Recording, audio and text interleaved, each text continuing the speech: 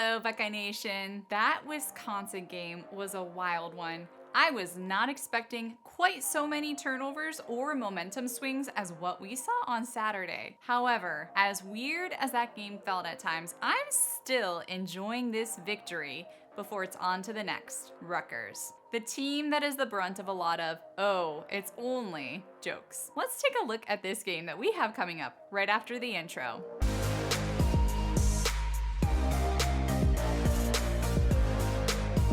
Welcome to Buckeye Football Fangirl. If this is your first time here, my name is Lisa and I'm the gal behind this channel. You all are amazing for tuning in, and I want you to know that I appreciate each and every one of you. I love the Ohio State Buckeyes, and I tend to get a little overexcited about their games each week. So if you're watching this, I'm going to assume that you might love the Buckeyes just as much as I do. So thank you so much for tuning in. I don't know about you, but I am super happy with that win over Wisconsin last weekend. Some of you might be looking at me like I'm crazy right about now. How can I be happy with a team that looked sloppy on offense with 2 interceptions, 1 fumble, 2 intentional grounding calls, and 4 sacks allowed? I'm happy because they won. I'm happy because despite all those things, this team gritted through the hostile environment in Camp Randall and pulled out the victory. I'm happy because this defense, guys, this defense has more than made up for the offense still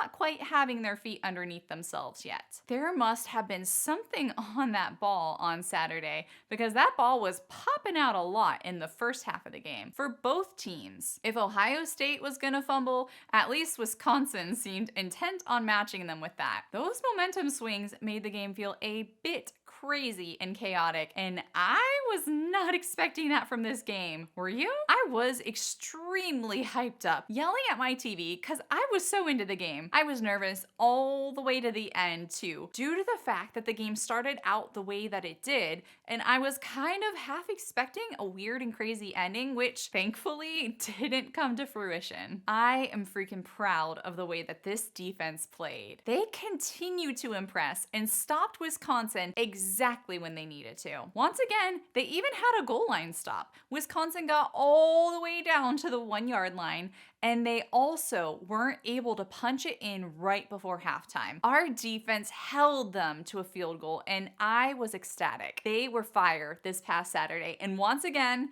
I'm loving seeing them tear around the field, dashing dreams and wrecking havoc. Someone else who was fire this game was TreVeyon Henderson. Welcome back, Trey, and what a game he had. Running for 162 yards and a touchdown. That's the TreVeyon we've been looking for all season. I have been a little iffy on whether he's the right back to put in at RB1, and well, he shut my waffling up this past weekend with that performance. I feel like more and more people have been saying that you roll with TreVeyon, not for his ability to get that consistent yardage each and every play, because you will see him get something like a yard here, a yard there, maybe -2 yards, 4 yards, 12 yards sometimes, etc., etc. But you go with him for his home run ability, because once he gets past that defense, he gone. When you just keep throwing him at opposing defenses, he will eventually break one off. We saw that in the Wisconsin game, and honestly, the run game taking off like that couldn't have come at a better time. Now I know this team isn't all rainbows and butterflies, but I'm gonna choose to enjoy these high moments while they're here and these victories when they come. A lot of people predicted that Ohio State would already have lost 1 and maybe even 2 games by this point. So looking at this team now, they still are undefeated and rolling right into the month of November. I have my own thoughts about the struggles, mainly the inconsistent QB play and the offensive line blocking struggles, but I can look past them and still enjoy what we are getting to see this season. I'm still standing behind McCord as our QB, and I'm seriously praying that his injury that he pushed through in that game isn't something that will hamper his ability to take that next step. There's been a lot of negativity around McCord's play, but I don't think what we've seen is all on him. I do agree with this tweet from Buckeye Brian, however. McCord is struggling at times. Everyone sees it, but you can see he's giving his all. He's trying his best. The kid has heart, and you can see he's doing everything he can do to win. He's just young, and he has to grow through the ugliness at times. Is it fair to expect him to be CJ? I don't think it's fair to compare him to CJ, and I want to replay this other tweet from Buckeye Frank over and over and over again because I agree with this wholeheartedly. I know McCord is a little clumsy with the ball and makes bad decisions occasionally, but if you look at the stat line, the kid is quietly getting it done. It's not pretty at times, but he's getting it to the playmakers. He's undefeated through a gauntlet.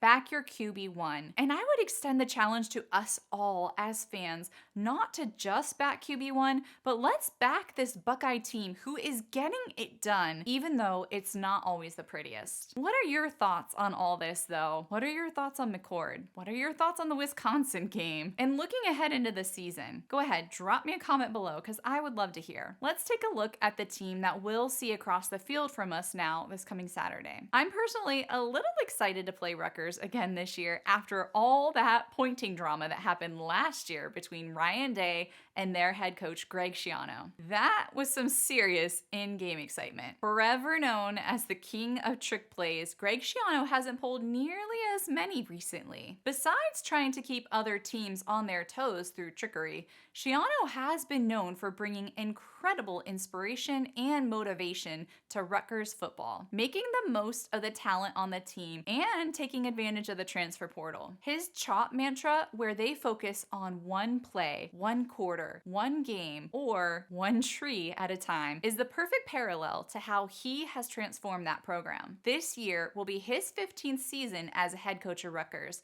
though the years are not all consecutive. He was previously head coach from 2001 to 2011, and then he was hired again in 2019. He was also previously the defensive coordinator of the Buckeyes from 2016 to 2018. He's always been a defensive-minded coach, and would it surprise you if I told you that Rutgers is currently ranked 9th in total defense? My jaw about hit the floor when I saw them in the top 10 a few weeks ago, and they have managed to stay there. Through 8 games so far, they have only lost 2 games, one to TTUN and one to Wisconsin, which means that Rutgers is bowl eligible already for the first time in 9 years. By the way, Ohio State is ranked 4th in total defense, and I did not see this top 10 defensive matchup coming our way this weekend. Rutgers is ranked 2nd in passing yards allowed and 35th in rushing defense. Let's take a quick look at who we're going to see on the field this Saturday. Quarterback Gavin Wimsatt,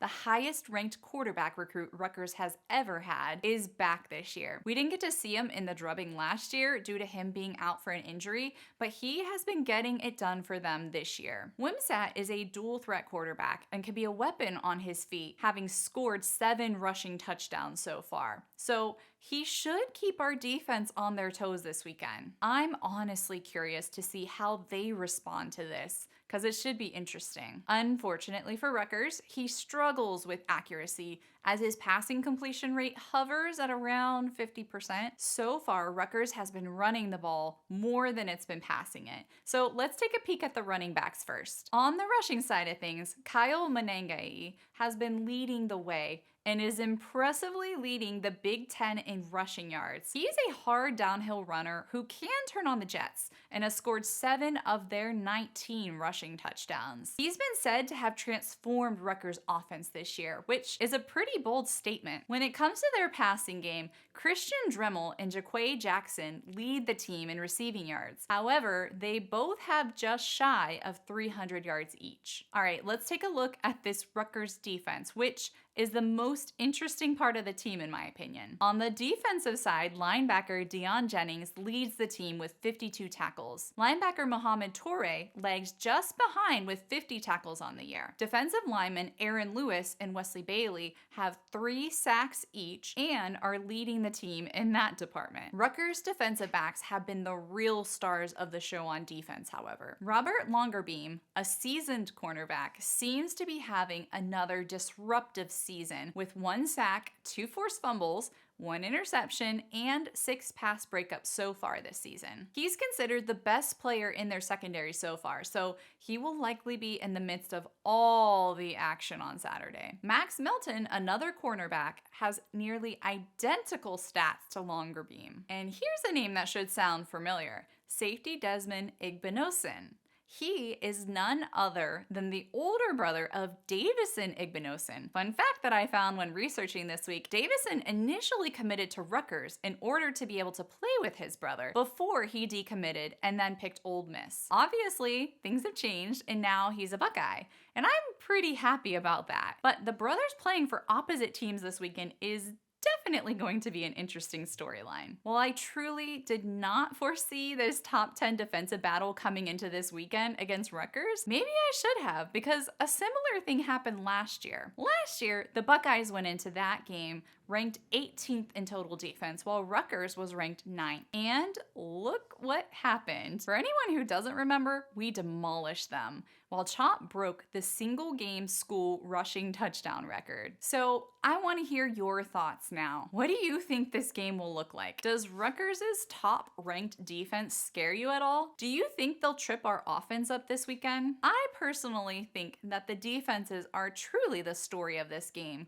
because Rutgers' offense so far hasn't been that spectacular. If they're going to be able to get anything going, it's likely going to be due to the quarterback using their legs in combination with the rushing game. Though I think our defense might just be able to shut both of those things down. How will our offense fare though against Rutgers' defense? I think our rushing game will have another opportunity to excel. As I mentioned before, the strength of the Rutgers defense really is its passing defense. Kyle will have his work cut out for him, and I hope, along with all of Buckeye Nation, that we are able to see him take that next step forward as QB1 to slice and dice this Rutgers secondary up with cool precision. After this weekend, I expect Rutgers' defensive ranking to take a hit and for the Buckeyes to walk out of Piscataway with the dub. Before I sign off, it is time for your weekly reminder to soak this season up and enjoy these games.